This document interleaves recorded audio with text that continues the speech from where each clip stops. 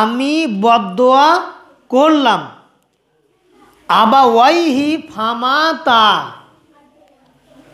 যদি পিতামাতার সঙ্গে অসৎ আচরণ করে, অসৎ ব্যবহার করে, করার পরে নিজে মৃত্যুবরণ করে, ফাদাখলান নার, আমি জিবরাইল বলতেছি ওই সমস্ত লোকগুলো ফাদাখলান নার, তারা জাহান্নামে যাবে। কথাটা কার? জিবরাইল। কার কথা? জিবরাইলের কথা। তারপরে বলতেছে ফাআবাহুল্লাহু ক্বালা আমিনু কুলতু আমিনু। এর অর্থ হলো আল্লাহ নবী সাল্লাল্লাহু আলাইহি সাল্লামকে বলার পরে বলতেছে, হে মুহাম্মদ সাল্লাল্লাহু আলাইহি সাল্লাম, তুমি আমার সাথে একমত হও, তুমি বলো আমিন, মানে আল্লাহ কবুল করুক। তখন আল্লাহ নবী বলতেছে ফাকুলতু আমিন, আমিও এর সাথে বললাম আমিন। জিবরাইল যে কথাগুলো বলল এই কথাকে আমিও সমর্থন করলাম, যে জাহান্নামে যাবে যারা পিতামাতার সঙ্গে অসৎ আচরণ করবে। আমিও আল্লাহর কাছে দোয়া করলাম যে আল্লাহ জিবরাইল যা বলল আমিও এই কথাতে আমিও সমর্থন দিলাম, আমি চাই এরা জাহান্নামে যেন যায়। আসসালামু আলাইকুম ওয়া রাহমাতুল্লাহি ওয়া বারাকাতুহু।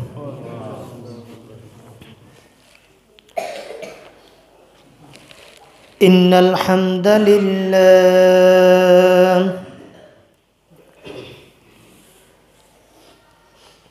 ইন্নাল হামদালিল্লাহি নাহমাদুহু ওয়া নাস্তাঈনুহু ونستغفره ونؤمن به ونتوكل عليه ونعوذ بالله من شرور أنفسنا ومن سيئات أعمالنا من يهد الله فلا مضل له ومن يضلله فلا هادي له أعوذ بالله من الشيطان الرجيم بسم الله الرحمن الرحيم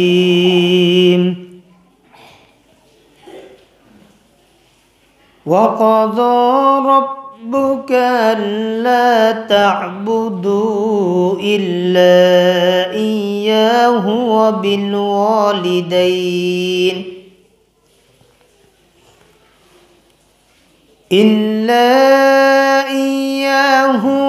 وبالوالدين إحسانا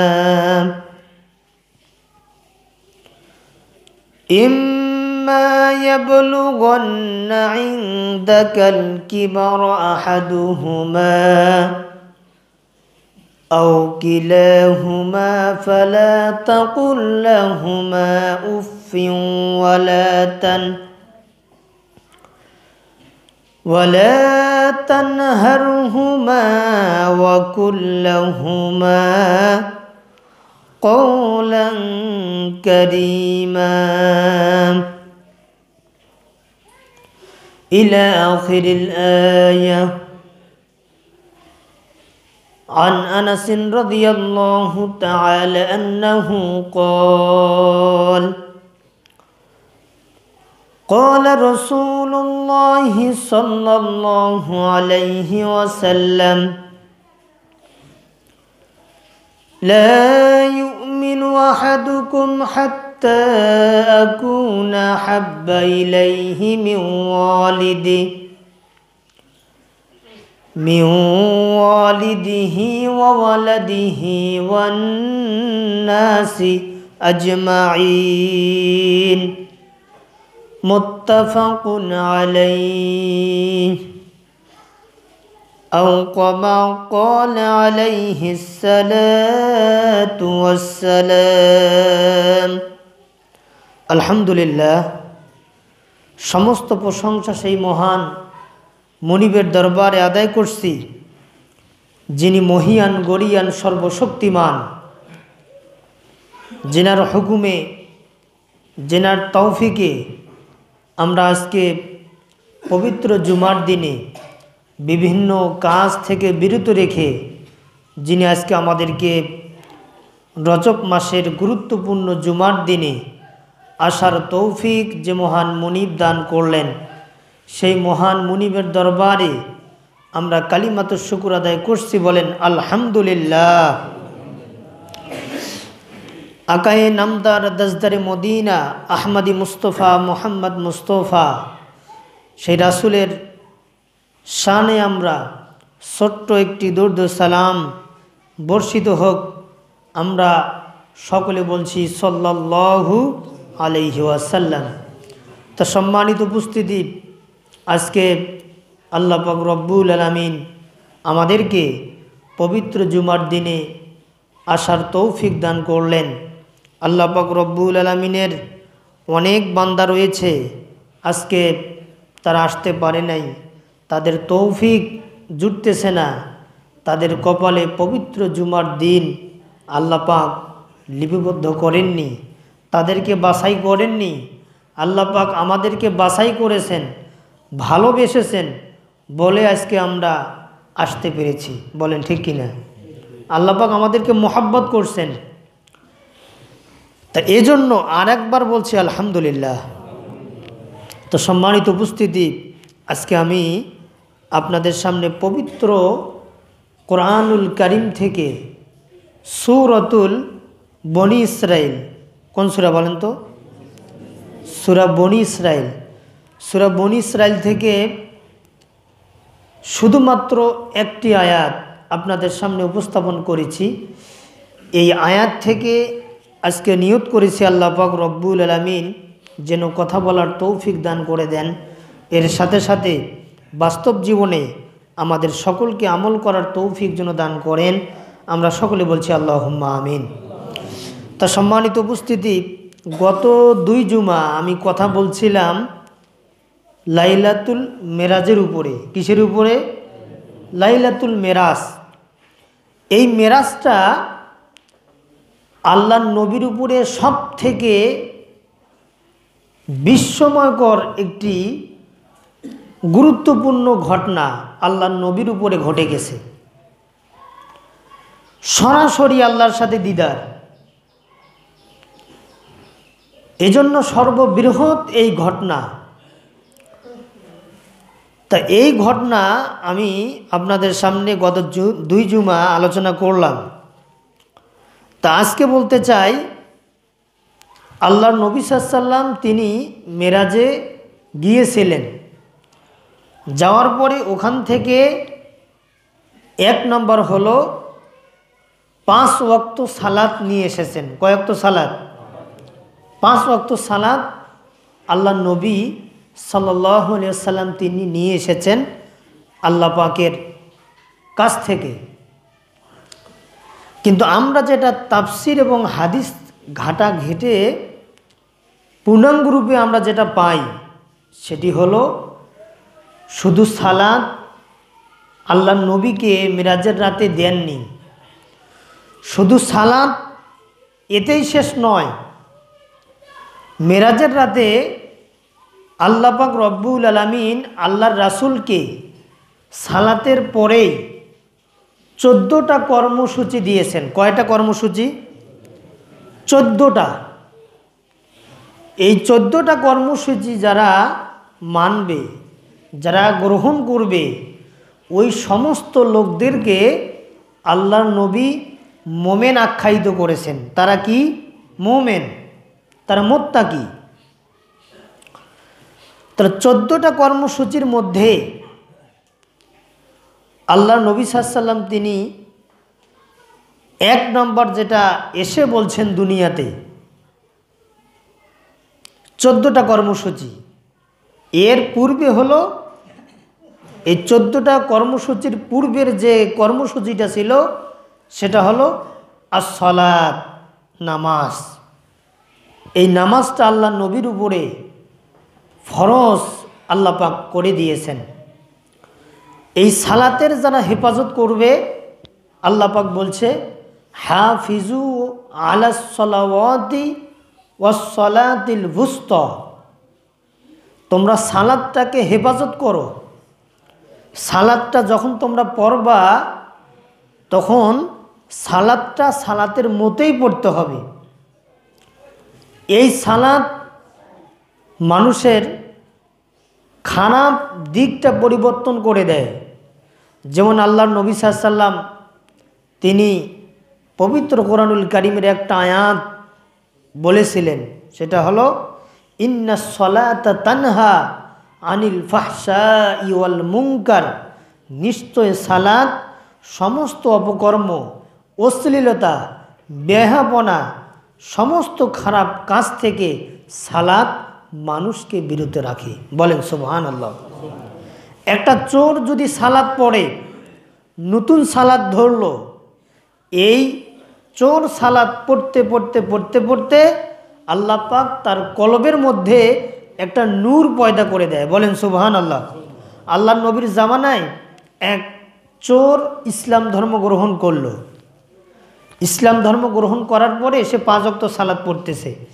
তা সালাত শুরু হওয়ার শেষেই আসে, এসে যত সমস্ত সাহাবারা মসজিদে নববীতে সালাত পড়তো, ওই সমস্ত সাহাবাদের জুতাগুলো ছিল ডানের জুতা বাম দিকে রাখতো, মাঝখানের জুতা একবারে পিছনে রাখতো, মানে সব জুতাগুলো এলোমেলো করে রাখতো। রাখার কারণটা কি? এর কারণ আছে। এই সমস্ত জুতাগুলো এলোমেলো দেখার পরে সাহাবারা যখন সালাত শেষ করার পরে বাইর হয়, দেখে কি বাবার ঘটনা কি রে, জুতা রাখলাম একখানে, এখন আসে আরেক দিকে, রাখলাম ডান দিকে আসে বাম দিকে, কি ব্যাপার, এগুলো করে কে? 1 দিন 2 দিন 3 দিন এরকমভাবে চলে যায়। সাহাবারা আল্লাহর নবীকে এই ঘটনাটা জানিয়ে দেয়, ইয়া রাসূলুল্লাহ, ইয়া হাবিব আল্লাহ, কয়েকদিন থেকে আমরা দেখতেছি যে আমাদের জুতাগুলো আমরা যেখানে রাখি সেখানে থাকে না, এলোমালো হয়ে যায়। কারণটা কি? কে কাজ করে? আল্লাহ নবী সাল্লাল্লাহু আলাইহি ওয়াসাল্লাম সালাত শেষ করার পরে বলতেছে যে উপস্থিত মুসল্লি বৃন্দ, এই যে একটা বিষয় আমার কানে নালিশ আসছে, সেটি হলো যে জুতা এলোমেলো হয়ে থাকে, এগুলার কারণটা কি? কে করে? বা তোমাদের মাঝে কেউ আসো কি তোমরা এই কাজগুলো করো? তখন ওই চোর ব্যক্তিটা, জৈনিক ওই চোর ব্যক্তিটা দাঁড়িয়ে বলতেছে, ইয়া রাসূলুল্লাহ, ইয়া হাবিব আল্লাহ, আপনি মাফ করবেন, এই কাজটা আমি করি।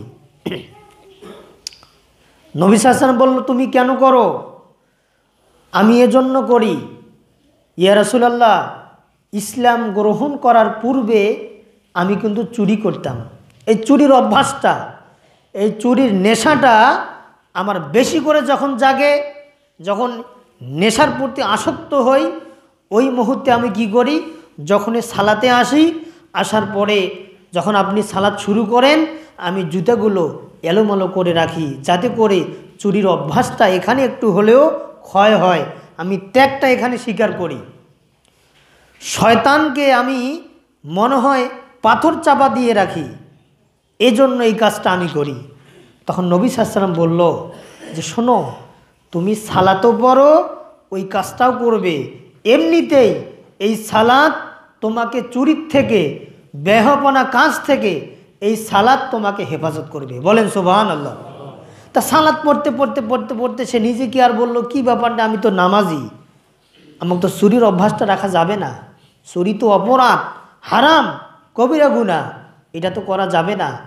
এভাবে আস্তে আস্তে তার নফসকে কন্ট্রোল করলো। কন্ট্রোল করার পরে ওই ব্যক্তিটা এমনিতেই চুরি ছেড়ে দিয়েছেন। বলেন সুবহানাল্লাহ। তাহলে আল্লাহ পাক এই জন্য আয়াতের মধ্যে বলছেন, ইন্নাস সালাতা, নিশ্চয় সালাত, তানহা আনিল ফাহশাই ওয়াল মুনকার, নিশ্চয় সালাত সমস্ত ফাহেসা কাজ থেকে মানুষকে বিরত রাখে। বলেন সুবহানাল্লাহ। সমস্ত ফাহেসা কাজ থেকে। এজন্য আল্লাহ পাক রব্বুল আলামিন এই সালাতটা দিয়েছেন আল্লাহর নবীর উপরে উম্মতে মুহাম্মাদির জন্য ফরজ। এই সালাত কি ফরজ? প্রত্যেকটা মুসলমানের জন্য এই সালাত ফরজ। এই সালাতটা আমাদেরকে সেই সালাতের মতোই আদায় করতে হবে। যদি আমরা সালাতের মতোই আদায় করি, যেভাবে আল্লাহর নবী আদায় করেছে ওইভাবে সালাত পড়লে, আল্লাহর নবী সাল্লাল্লাহু আলাইহি ওয়াসাল্লাম তিনি বলেছেন, মেরাজ থেকে তিনি শিক্ষা পেয়েছেন যে 5 ওয়াক্ত সালাত, 5 ওয়াক্ত সালাতের মতো যদি কেউ পড়ে 50 ওয়াক্ত সালাত পড়লে যা সব হতো, এই 5 ওয়াক্তে আল্লাহ পাক ওই 50 ওয়াক্ত সালাতের সব আমলনামায় দান করবেন। বলেন সুবহানাল্লাহ। তাহলে এটা সর্বপ্রথম মেরাজ থেকে পাওয়া একটা গুরুত্বপূর্ণ আমল। এরপরে 14টা কর্মসূচি। তো 14টা কর্মসূচির মধ্যে আল্লাহ পাক 1 নাম্বার তিনি বলতেছেন, কি বলতেছেন দেখেন। আল্লাহ পাক রব্বুল আলামিন বলেন, ওয়াকালাল্লাযীনা কাফারু লা তাসমাউ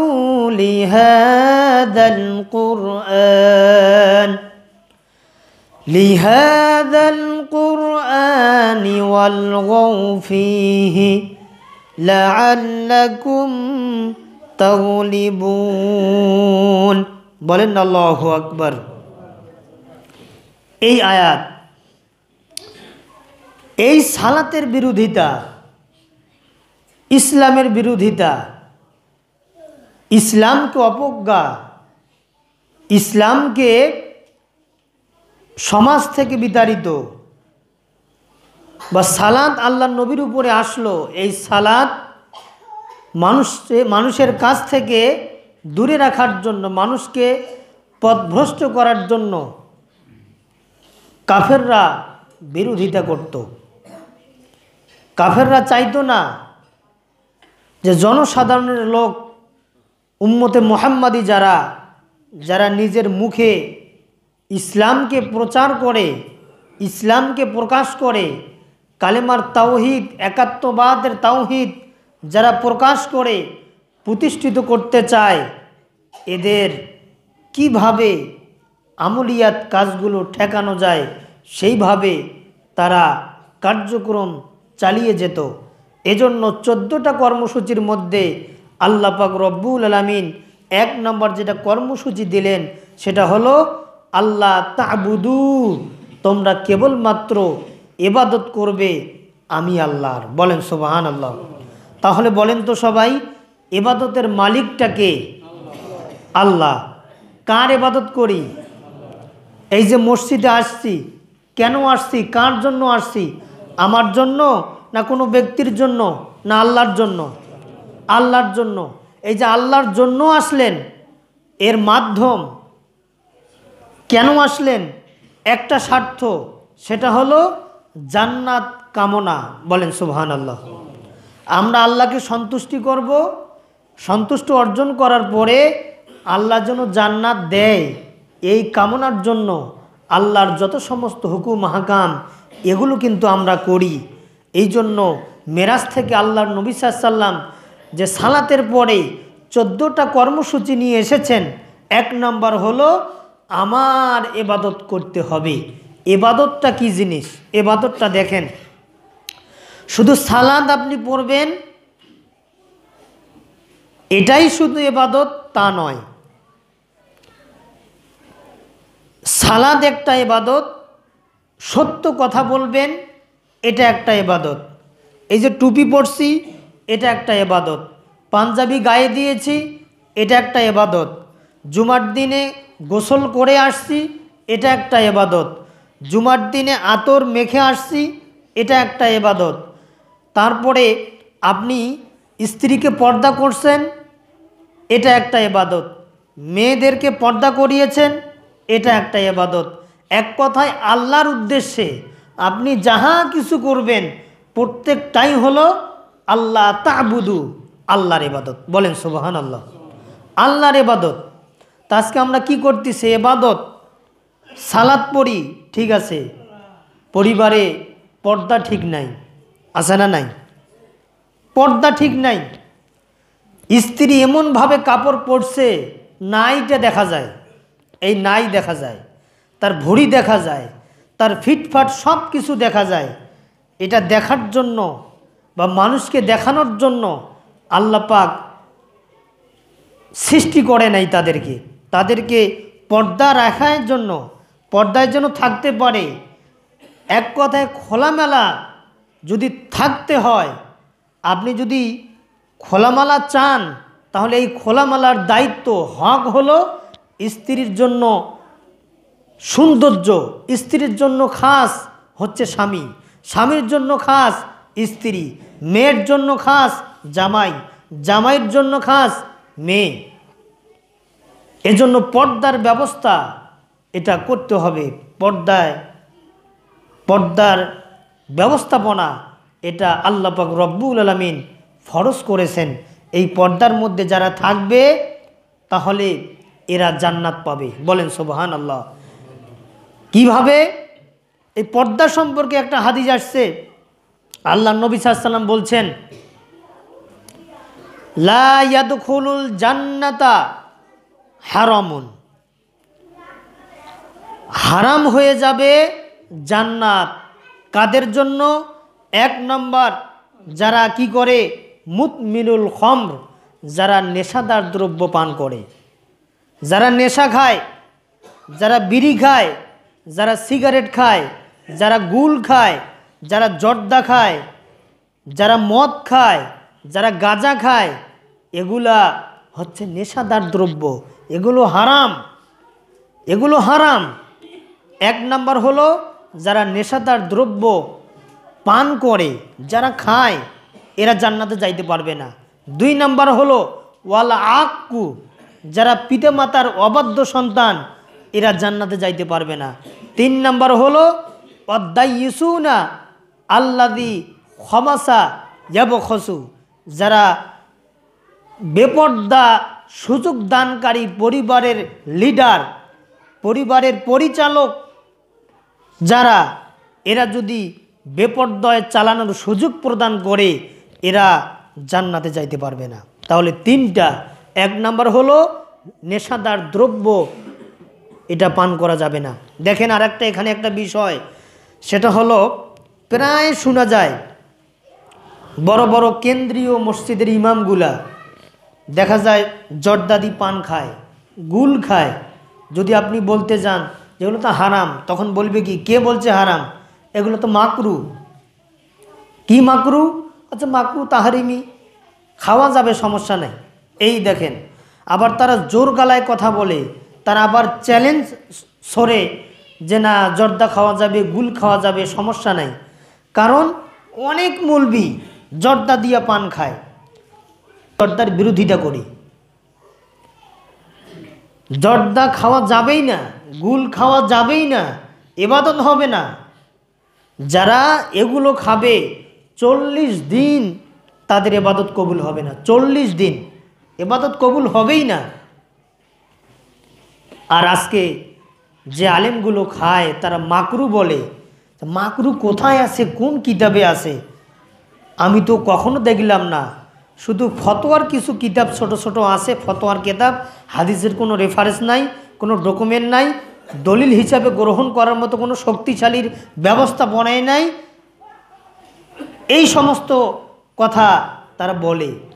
আছে আপনাদের আশেপাশে অনেক মুলবি আছে, এরা এক সময় দলিল দিত জর্দার পক্ষে, খাওয়া যাবে, গুলের পক্ষে দিত। কিন্তু আমি শুধু ওই সমস্ত লোক যারা পক্ষে থাকে আর আমি বিপক্ষে, আমি আসলে আমার এতটুক সাহস আছে আমার, যারা হারাম প্রমাণ করবে, দাবি করবে, আর আমি যদি হালাল প্রমাণ করি, তাহলে এর মধ্যে বৈঠক হবে, কথা হবে, হাদিস দেখতে হবে আছে কি না, আপনি দেখান আমি দেখাবো, একটু সমাধান হই। এটা আমি চিন্তা করি, এটা আমি প্রমাণ করতে চাই, দেখতে চাই যে দেখি তো আছে কি না। তা এই জন্য নেশাদার দ্রব্য 1 নাম্বার হলো এটা হারাম, 2 নাম্বার পিতামাতার অবাধ্য সন্তান, 3 নাম্বার যারা বেপরদার সুযোগ দানকারী পরিবারের যারা পরিচালক, তারা এই 3 শ্রেণীর ব্যক্তিরা জান্নাতে যাইতে পারবে না। তাহলে আল্লাহর ইবাদত করতে গেলে ইবাদতটা হওয়া লাগবে পরিশুদ্ধ। কি হওয়া লাগবে ভাই? পরিশুদ্ধ হওয়া লাগবে। পরিশুদ্ধ ইবাদত ছাড়া আল্লাহ পাক ওই ইবাদত কবুল করবেন না। আর ইবাদত করার জন্যই আল্লাহ তা'বুদু, ইবাদত করার জন্যই আল্লাহ পাক এই দুনিয়াতে আমাদেরকে পাঠিয়েছেন। এই ইবাদত না করে যদি আমরা এই ইবাদতগুলো না করে যদি আমরা কবরে চলে যাই তাহলে কিন্তু আমরা বাঁচতে পারবো না। দেখেন আল্লাহ পাক ইবাদত সম্পর্কে আরেকটা আয়াতে কি বলতেছেন।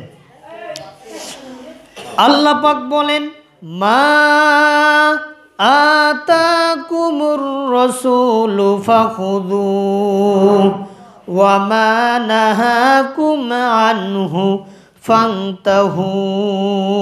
আল্লাহ পাক বলতেছে যে ইবাদত তো করবে আল্লাহর, কিন্তু রাসূল তোমাদেরকে যা গ্রহণ করতে বলে তা তোমরা গ্রহণ করো, আর যা নিষেধ করতে বলে তা তোমরা নিষেধ করে ফেলো। যদি তোমরা গ্রহণ করো আর নিষেধ করো, এর মধ্যে কল্যাণ, এর মধ্যেই আপনি জান্নাতে যাবেন। বলেন সুবহানাল্লাহ। আরেকটা আয়াত আল্লাহ পাক বলেন, মা খলাকতুল জিন্না ওয়াল ইনসা ইল্লা লিয়াবুদুন। আল্লাহ পাক বলতেছে, মা যা খলাকতুল জিন্না, আমি সৃষ্টি করেছি জিনদেরকে।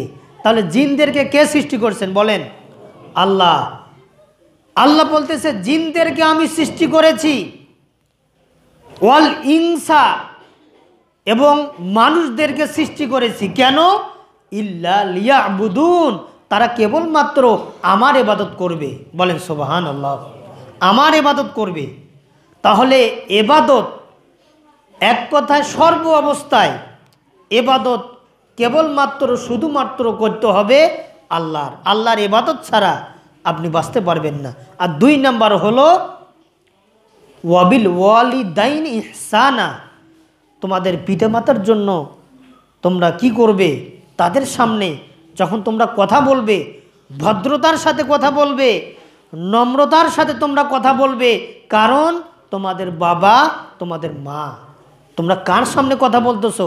ওয়াবিল ওয়ালিদাইনি ইহসানা, তোমাদের পিতামাতার সাথে তোমরা সৎ আচরণ করো। এটা 2 নম্বর কর্মসূচি। তাহলে মেরাজ থেকে আল্লাহ পাক কর্মসূচি দিয়েছেন 14টা। সবাই বলেন কয়টা? 14টা। এটা পাবেন কোথায়? তাফহিমুল কোরআন। এটা সাংগঠনিক তাফসির আছে না, তাফহিমুল কোরআন। এই তাফহিমুল কোরআন বের করবেন সূরা বনী ইসরাইল, এই 22-23 নম্বর আয়াতটা, ওখান থেকে একটু দেখেন। মেরাজ থেকে আল্লাহ পাক শুধু নামাজ দেন নাই, এর পাশাপাশি 14টা কর্মসূচি। এর মধ্যে 1 নম্বর বললাম ইবাদত, আর এখন বলতে চাই 2 নম্বর পিতা মাতার খেদমত। বলেন সুবহানাল্লাহ। এটা পেয়েছেন কে? আল্লাহর নবী। কোথায়? মেরাজে। মেরাজে আল্লাহ পাক দিয়েছেন যে এগুলো তুমি নিয়ে যাও, তোমার উম্মতদেরকে একটু এগুলো জানিয়ে দাও, তারা যেন পিতামাতার সঙ্গে সৎ আচরণ করে। দেখেন, পিতামাতার অবাধ্য যারা চলবে, যারা পিতামাতার অবাধ্যে যায়, এরা জাহান্নামে যাবে। যারা পিতামাতার সঙ্গে অসৎ আচরণ করে, অসৎ আচরণ করে, বাবা মার সঙ্গে অসৎ আচরণ করার পরে মাপ নিল না, মাপ না নিয়ে বাবাও মারা গেল, মাও মারা গেল, নিজেও মারা গেল, মারা যাওয়ার সাথে সাথে ওই ব্যক্তিটা যাবে জাহান্নামে। দেখেন আপনি হাদিস কোথায়? মুসনাদে আহমদ। কি নাম বললাম? দেখেন আল্লাহ নবী সাল্লাল্লাহু আলাইহি ওয়াসাল্লাম তিনি বলছেন, আতানি জিবরাইলু, জিবরাইল আলাইহিমুস সালাম আমার কাছে আসলেন। এ কথা নবী সাল্লাল্লাহু আলাইহি ওয়াসাল্লাম বলতেছেন। কে বলতেছেন? নবী। একটু মনোযোগ দেন, হাদিসটা বলেই শেষ। নবী সাল্লাল্লাহু আলাইহি ওয়াসাল্লাম বলতেছেন, আমি বসে আছি, আতা জিবরাইল, জিবরাইল এসে আমার কাছে বসলেন। ফাকালা মুহাম্মদ, বলল মুহাম্মদ সাল্লাল্লাহু আলাইহি ওয়াসাল্লাম, মান আদরাকা আবাওয়াইহি। জিবরাইল এসে বলতেছে, মুহাম্মদ আমি বদদোয়া করলাম। বুঝতেছেন আমার কথা? আমি বদদোয়া করলাম। আবাওয়াইহি ফামাতা, যদি পিতামাতার সঙ্গে অসৎ আচরণ করে, অসৎ ব্যবহার করে, করার পরে নিজে মৃত্যুবরণ করে, ফাদা খলান নার, আমি জিবরাইল বলতেছি ওই সমস্ত লোকগুলো ফাদা খলান নার, তারা জাহান্নামে যাবে। কথাটা কার? জিবরাইল। কার কথা? জিবরাইলের কথা। তারপরে বলতেছে ফাআবাহুল্লাহু ক্বালা আমিনু কুলতু আমিনু।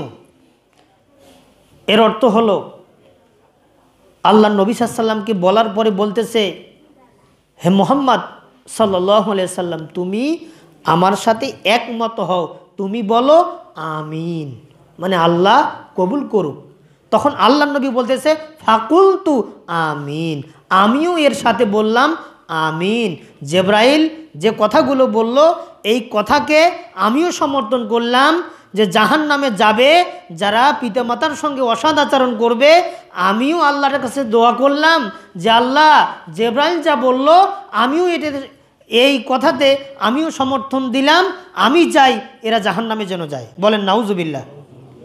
তাহলে পিতামাতা এবং আল্লাহ পাশাপাশি, সালাত পিতামাতার খেদমত পাশাপাশি, সালাত হজ পাশাপাশি, সালাত সিয়াম পাশাপাশি, সালাত কালেমা পাশাপাশি, সালাত কোরআন পাশাপাশি। এক কথায় কোরআন, সালাত, নামাজ, পিতামাতার সাথে যত ইবাদত আছে আল্লাহর, সব ইবাদত আপনি করেন। যদি পিতামাতার খেদমত না করেন, যদি গালিগালাজ করেন, পিতামাতার সুখ দুঃখের পাশে যদি আপনি না থাকেন, তাহলে আপনি নিশ্চিত লিখে নেন ফাদাখালাহুল্লাহুন নার, আপনি জাহান্নামে প্রবেশ করবেন। এটা নবীর কথা, নবী বলছে কথাটা।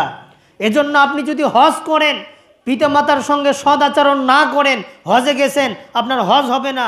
আপনি জাকাত দিয়েছেন, জাকাত হবে না। দান করছেন, দান হবে না।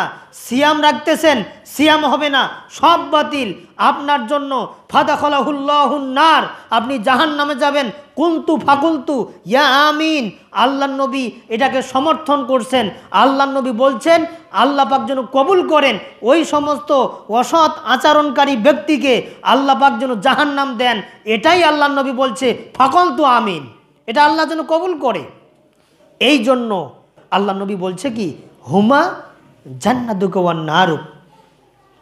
উম্মতেরা একটু লক্ষ্য করো, হুমা তোমার বাবা মা, জান্নাতুক জান্নাত, ওয়ান নারুকা এই বাবা মায়ে জাহান্নাম।